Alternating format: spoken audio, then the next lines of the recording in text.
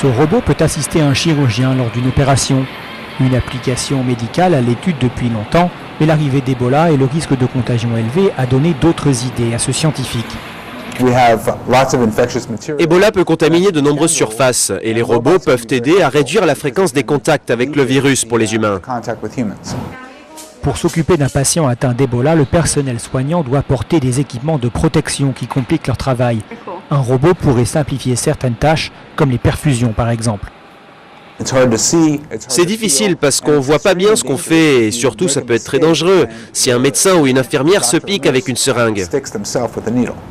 À terme, des robots pourraient aussi être utilisés en laboratoire.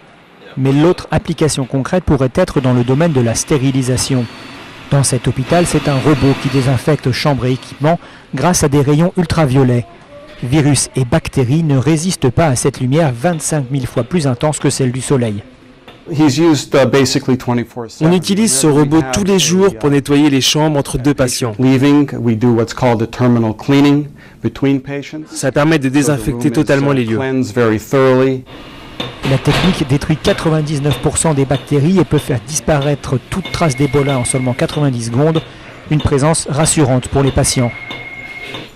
Les patients ont bien accueilli le robot et c'est le personnel soignant qui demande à ce qu'il intervienne pour le nettoyage. Ça permet à tout le monde de se sentir un peu plus en sécurité.